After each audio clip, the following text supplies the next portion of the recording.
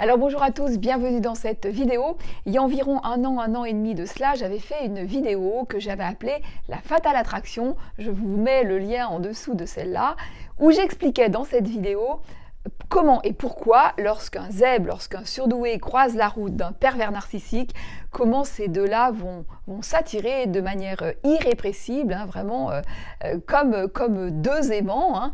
Et donc je te donne dans cette vidéo quelques éléments de réponse. Je fais une liste somme toute non exhaustive, parce que ce qui va se jouer entre ces deux-là, eh bien il y a beaucoup de choses. Il y a des choses visibles et puis beaucoup de choses beaucoup plus subtiles. Et je trouve ça très intéressant. Je trouve ça très intéressant de comprendre ces deux profils lorsqu'on se met un petit peu en méta, en métaposition, lorsqu'on prend un petit peu de recul sur la chose. Eh bien effectivement, je trouve ça intéressant et je trouve aussi intéressant de comprendre ce que ça dit de notre société aussi. Parce que finalement, le zèbre et le PN vont se trouver vraiment aux deux pôles extrêmes de la norme. Donc le surdoué, lui, qui va être en difficulté par rapport à la norme, parce qu'il y a un grand décalage avec sa façon d'analyser les choses, sa compréhension des choses, son hypersensibilité. Donc lui, il a du mal avec la norme parce qu'il voit beaucoup de choses, il analyse beaucoup de choses, il ne sait pas forcément que l'autre n'est pas comme lui, donc ça crée une dissonance, ça crée une incompréhension, ça crée beaucoup de choses dont des paradoxes très importants que le surdoué aura du mal, dont il aura du mal à se sortir en fait. Il va vraiment retourner la chose contre lui parce que il va rentrer dans beaucoup de paradoxes. Donc il va avoir du mal avec la norme. Et puis le PN, lui, aussi a du mal avec la norme, mais pas pour les mêmes raisons.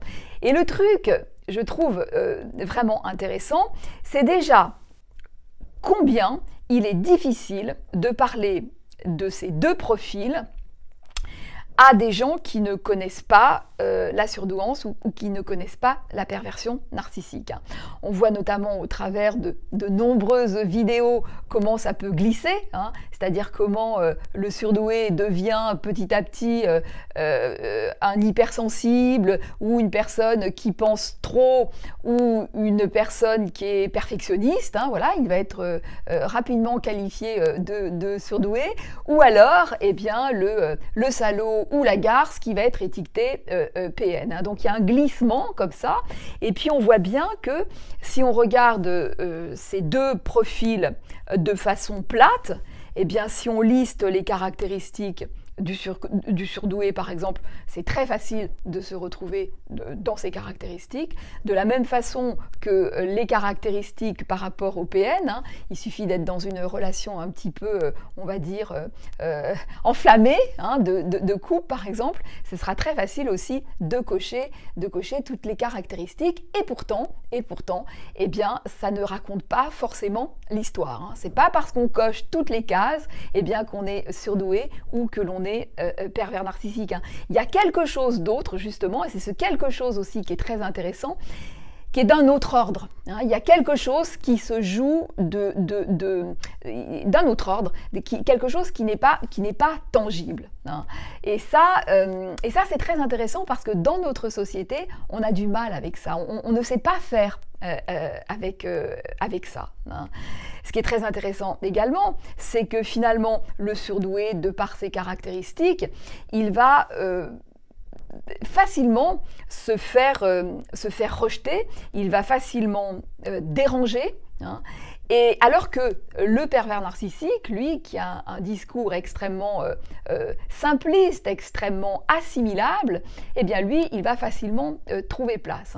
Donc il y en a un qui va être dans le doute, qui va manquer a priori d'assurance, pas qu'a priori, mais en fait c'est un peu plus compliqué que ça, hein. C'est pas assurance ou pas assurance, c'est un petit peu plus complexe, donc il doute, il paraît pas très sûr de lui, il dit des choses qui paraissent un petit peu bizarres, hein.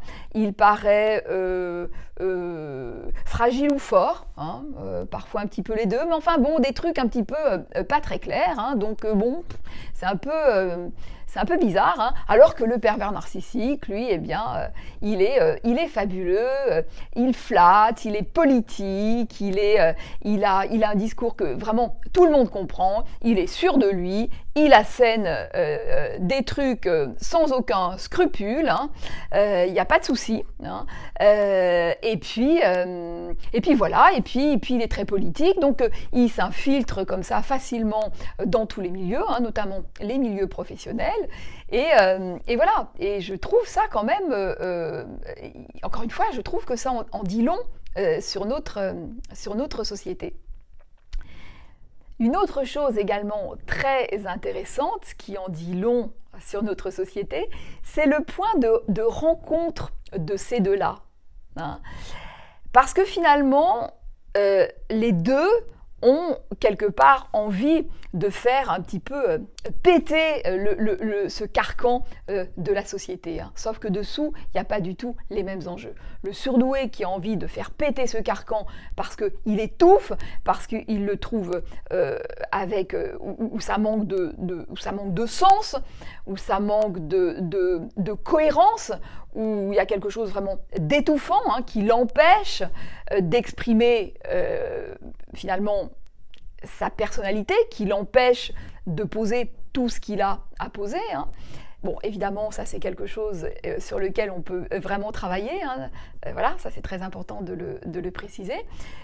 Donc il a envie de faire péter ça. Et puis aussi ce carcan qui l'empêche, qui lui empêche finalement d'être pleinement vivant, hein, qui le retient dans son intensité.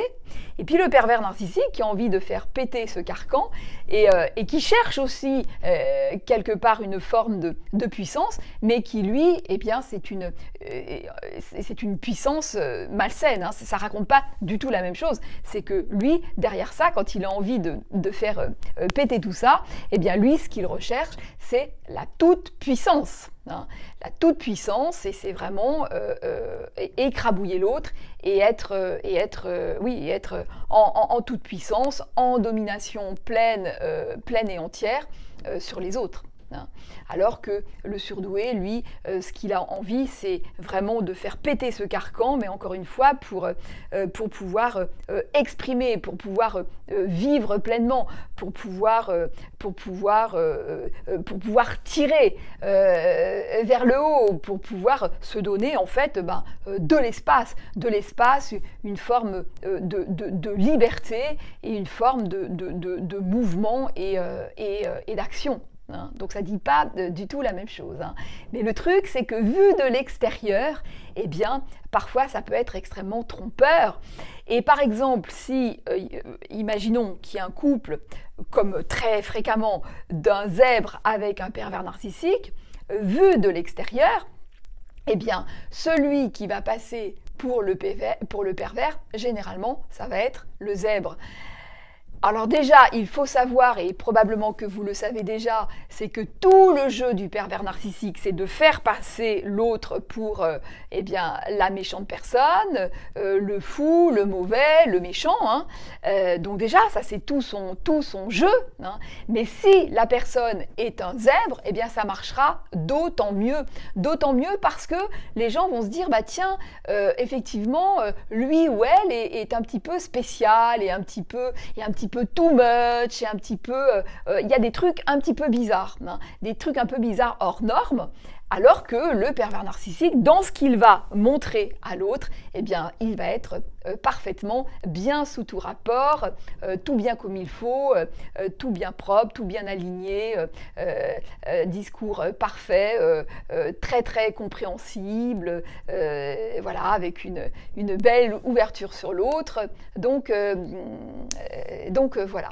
Et voilà ce que je voulais vous partager sur cette vidéo, parce que entre ce regard de la société sur ces deux profils, la façon dont ces deux-là, à l'endroit où ils peuvent se rejoindre, bon voilà, je trouve ça vraiment intéressant.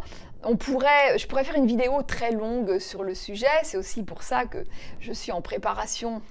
J'ose plus le dire, hein, parce que depuis le temps que je prépare un soi-disant bouquin, je ne sais pas si un jour j'arriverai au bout. Mais j'aimerais bien un petit peu poser tout ça, parce que vraiment, je trouve que c'est vraiment c'est intéressant. Hein, voilà.